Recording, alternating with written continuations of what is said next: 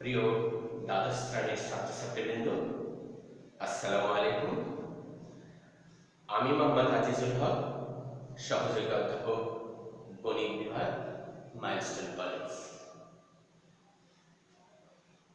গত ক্লাসে আমি তোমাদেরকে বর্তমান সময়ের খুবই আলোচিত বিষয় এবং আতঙ্কের বিষয় করোনা ভাইরাস নিয়ে একটি কথা বলেছিলাম। আজ আমি শুধু এইটুকু স্মরণ করিয়ে দিতে চাই, আশা করি তোমরা স্বাস্থ্যবিধিগুলো মেনে চলছো এবং সবাইকে সচেতন করার চেষ্টা করছো যেন সবাই মিলে আমরা ভালো থাকতে পারি। গত ক্লাসে আমি বলবিদ্যার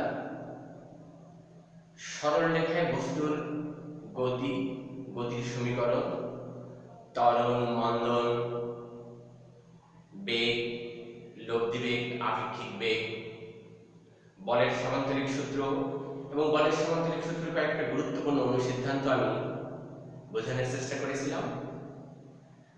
আজ আমি তোমাদের এই সংক্রান্ত কিছু গাণিতিক সমস্যা সমাধান করতে চাই। তার আগে আমি স্মরণ করে দিতে চাই, আমি কিন্তু গতদিন তোমাদের বলেছিলাম আমি সিস্টেক প্রকাশনের বই ফলো করব। চলো দেখা যাক কিছু গাণিতিক সমস্যার সমাধান। 100 মিটার প্রস্থ একটি নদীতে স্রোত না থাকলে তা সোজাসুজি পাড়ি দিতে একজন লোকের 4 মিনিট সময় লাগে, কিন্তু স্রোত থাকলে 5 মিনিট সময় লাগে। স্রোতের বেগ নির্ণয় করো। মনে করো একটি নদী যা কিনা 100 মিটার চওড়া, এখান থেকে এ পর্যন্ত সরাসরি দূরত্ব 100 মিটার। স্রোত না থাকলে এই নদীটা সোজা পার হতে ওই লোকটার 4 মিনিট সময় লাগে। তাহলে বুঝতেই পারছি যে যেহেতু স্রোত নাই, সোজাসুজি পার হতে 4 মিনিট সময় লাগলে তার নিজস্ব বেগটা আমরা জানি, বেগ ইকুয়াল টু দূরত্ব ভাগ সময়। বেগ ইকুয়াল টু দূরত্ব ভাগ সময়। যখন কোনো বস্তু সমবেগে যায় তখন বেগের সূত্রটা হবে দূরত্ব ভাগ সময়। তাহলে এই লোকটার বেগটা কত? আমরা যদি দূরত্ব 100 ডিভাইডেড বাই সময় হলো 4 মিনিট, এই লোকটার বেগ হলো 25। আমরা এককগুলো পরে লিখবো, যখন প্রবলেমটা সম্পূর্ণ সমাধান দেখব তখন এককগুলো পরে লিখব। যখন স্রোত থাকে, আমরা এখানে একটা ছবি আঁকানোর চেষ্টা করেছি। যখন স্রোত থাকে, ধরে নিচ্ছি আমরা স্রোতগুলো এদিকে আছে। যখন স্রোত থাকে তখন কিন্তু সোজা নদী পারের জন্য সে কিন্তু এই সোজা এই পথে রওনা দিতে পারবে না, কেননা স্রোতের ধাক্কায় সে তাহলে পিছনে কোথাও গিয়ে উঠবে, এই জায়গায় কোথাও চলে আসবে। সুতরাং সোজা নদী পার হতে হলে তাকে এই যে নিজস্ব 25 যে বেগ, এই বেগ নিয়ে তাকে এই দিক দিয়ে রওনা করতে হবে। তার বেগ হলো 25, কিন্তু কার্যত সে যাবে কোন দিকে? এই দিকে। এই দিকে যাওয়ার সময় তার সময় লাগছে 5 মিনিট। 5 মিনিট। সে একই প্রশস্তের নদীটা আবারও 100 মিটার। সুতরাং তার এই দিকে তার বেগটা কত? বেগটা হবে 100 ডিভাইডেড বাই 5 ইকুয়াল টু 20। এই 20 বেগে সে এদিকে যাচ্ছে, 20 মিটার পার মিনিট বেগে সে যাচ্ছে। এই যে 20 মিটার পার মিনিট, এটাই হলো লব্ধি বেগ। এই 20 এর মধ্যে কিন্তু এইটা এবং এইটার মিলেমিশে এই 20, নিজস্ব বেগ 25, আর আমরা যদি ধরে নিই যে স্রোতের বেগটা হলো u, তাহলে এই যে 25 এবং u এর লব্ধি বেগটাই হলো 20। আমরা এবার দেখি সমস্যাটির সম্পূর্ণ সমাধান এক নজরে দেখার চেষ্টা করি।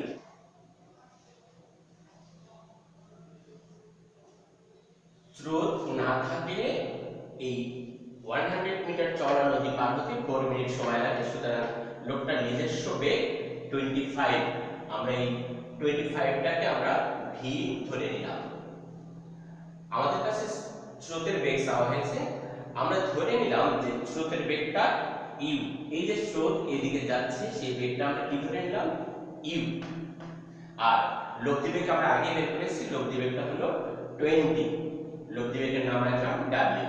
তো আমরা জানবো লব্ধি কোনো বেগের সাথে 90 ডিগ্রি কোণে থাকলে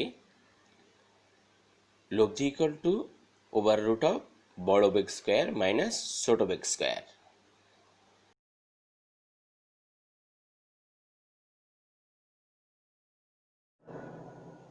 লব্ধি square equal to V square minus U square. সুতরাং এইখান থেকে আমরা ভি এবং ডাব্লিউ এর মান যদি আমরা এই সমীকরণের ভিতরে বসে দেই, দেখা যায় আমরা ইউ এর মানটা পেয়ে যাচ্ছি 15 মিটার পার মিনিট।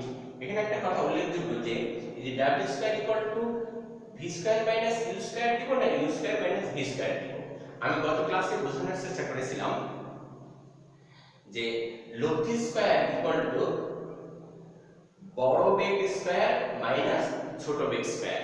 এখানে যদি এই ভি যদি বড় না হয়, এটা ভি এর কাজ করছে, ভি যদি বড় না হয় তাহলে সোজাসুজি সে নদী পার হতে পারবে না। স্রোত যদি বড় হয়ে যায়, স্রোতের ধাক্কায় সে ডান দিকে এই দিকে কোথাও চলে যাবে। অর্থাৎ সোজাসুজি পার হতে হলে তাকে অবশ্যই এই নিজস্ব বেগটা বড় হতে হবে, সেই হিসাবে ভিটা সামনে। আশা করি তোমরা এই সমস্যাটা বুঝতে পেরেছো।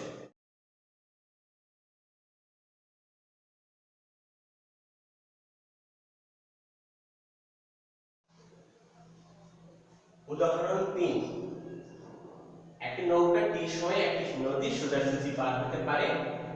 টি1 সময়ে স্রোতের অনুকূলে সমান দূরত্ব পার হতে পারে। নৌকার বেগ ইউ এবং স্রোতের বেগ ভি হলে দেখাও টি অনুপাত টি1 equal to over root of U plus V অনুপাত over root of U minus V. প্রশ্ন পড়ে যতটা ভালো না বোঝা যায়, চিত্র থেকে অনেকটা ভালো বোঝা যাবে। চলো আমরা চিত্র থেকে সমস্যাটি বোঝার চেষ্টা করি। মনে করি এই এক নদী সোজাসুজি, অর্থাৎ এই যদি আমরা ধরে নিই যে এদিকে স্রোত যাচ্ছে, এদিকে স্রোত যাচ্ছে,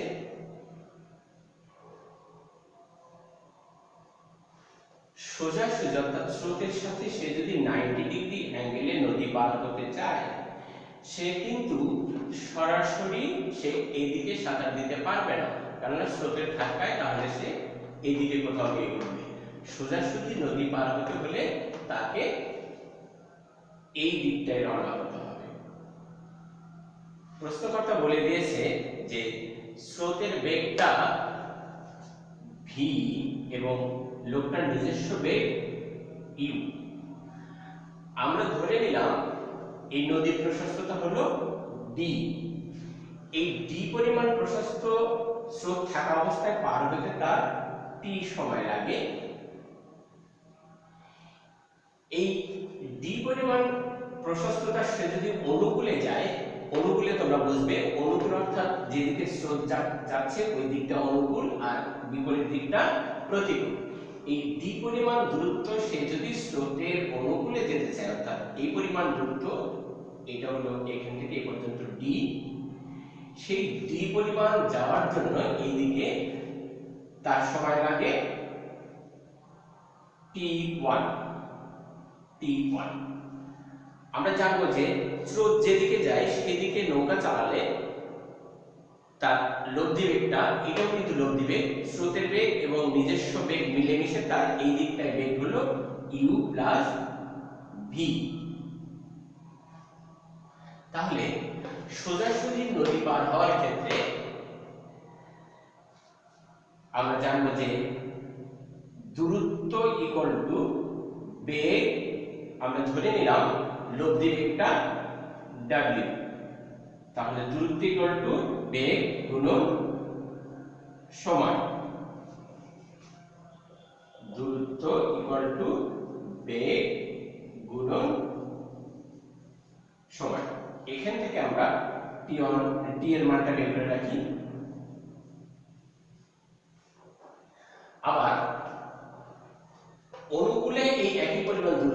ডি দূরত্ব পার হওয়ার ক্ষেত্রে দূরত্ব ইকুয়াল টু বেগ, অনুকূলে বেগ হলো ইউ প্লাস ভি, আর অনুকূলের জন্য সময় লাগছে t1। এখান থেকে আমরা t1 বের করে রাখি। এটা সমীকরণ নাম্বার 1, সমীকরণ number 2।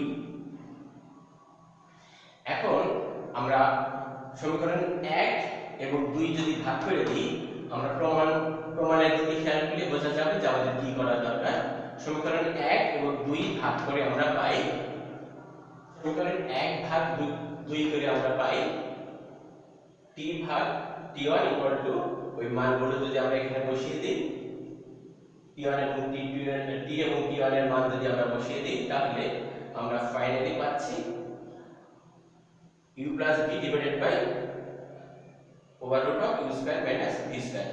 u square minus v square, a square minus b square এর সূত্র আমরা নিচে বসিয়ে দিচ্ছি, আর u plus v কে দুইটা রুটের ভিতরে দুইবার লিখে দিচ্ছি। আমরা কাটাকাটি করে পেলাম over root of u plus v divided by u minus v,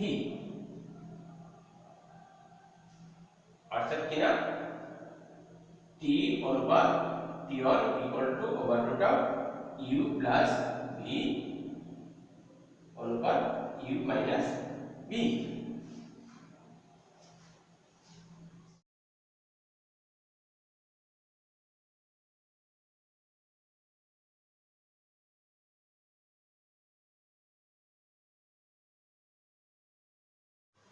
দুইটি বেগের বৃহত্তম লব্ধি ক্ষুদ্রতম লব্ধির n গুণ। বেগদ্বয়ের মধ্যবর্তী কোণ থিটা হলে লব্ধি বেগের মান বেগদ্বয়ের যোগফলের অর্ধেক। দেখাও যে cos θ equal to n square plus 2 divided by 2 into 1 minus n square।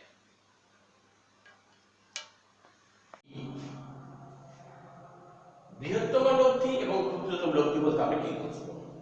যখন দুইটা বেগ একই দিকে ক্রিয়াশীল থাকে, তখন তাদের লব্ধি বেগ হয় বৃহত্তম, অর্থাৎ যোগফলের সমান।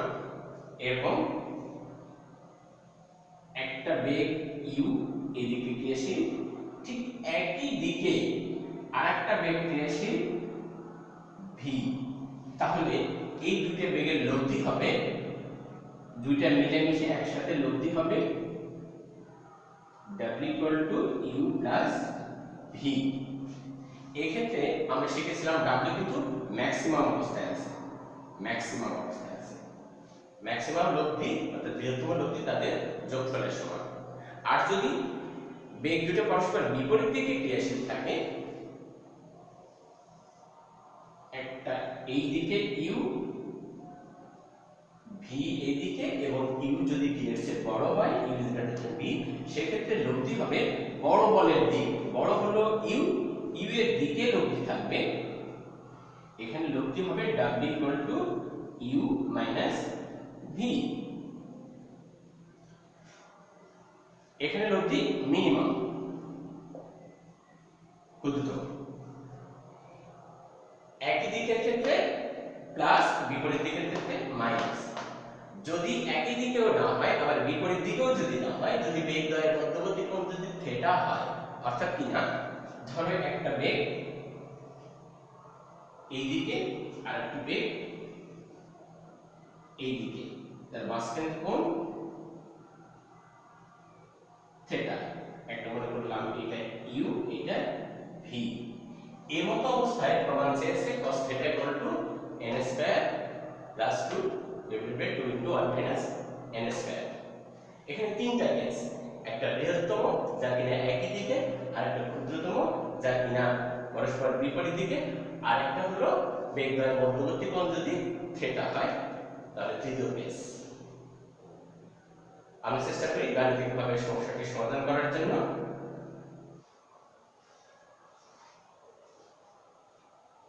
প্রশ্নে কিন্তু বেগ দুটি দেওয়া ছিল না, আমরা ধরে নিলাম একটি বেগ u এবং অন্য বেগটি v, যেখানে u গ্রেটার দেন v, তাহলে বৃহত্তম লব্ধি হবে তাদের যোগফলের সমান, u plus v, ক্ষুদ্রতম লব্ধি তাদের বিয়োগফলের সমান। প্রশ্নে উল্লেখ ছিল যে বৃহত্তম লব্ধিটা এই যে ইউ প্লাস ভি হলো ইউ মাইনাস ভি এর n গুণ। সুতরাং আমরা যদি ইউ মাইনাস ভি কে যদি আমরা m ধরে নিই, এটা কাজের সুবিধার্থে, অন্য কোনো কারণে না, না ধরে নিলেও হবে।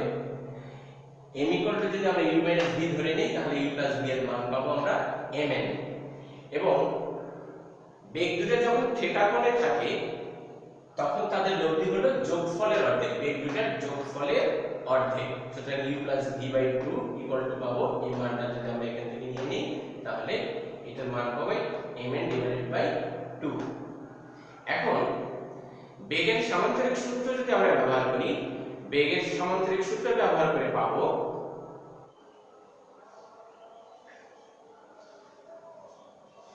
বলের সামান্তরিক সূত্র থেকে আমরা পাই লব্ধি স্কয়ার, যেটা কিনা w এর কাজ করছে, w square equal to u square plus v square plus 2uv cos alpha.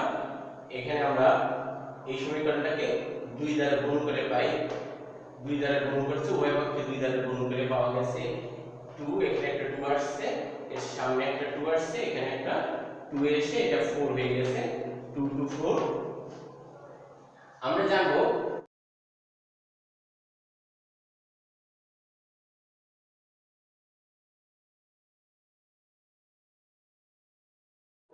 যে a square plus b square, a square plus b square এর আমরা একটা সূত্র জানি, a square plus b square equal to a plus b whole square plus a minus b whole square. আর 4ab এর আমরা একটা সূত্র জানি, এটা 4ab এর সূত্র ব্যবহার করা হয়েছে এখানে, u plus b whole square minus u minus b whole square. আর কষ্টটা তো পূর্ব থেকে ছিলই। এখানে u প্লাস v এর মান mn এবং u প্লাস v এর মান mn, u minus v equal to m বসে দিয়ে এই লাইন থেকে এই লাইনে আসা হয়েছে। তারপরে উভয় পক্ষকে m স্কয়ার দ্বারা ভাগ করে আমরা পেয়েছি এই লাইনটা। এই লাইনটা আমরা উভয় পক্ষকে m স্কয়ার দ্বারা ভাগ করে পেয়েছি।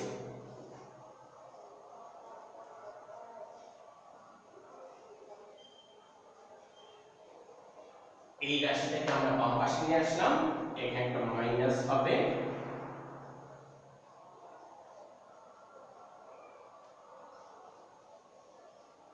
এইটা সব ডান, বাকিগুলো সব ডান পাশে।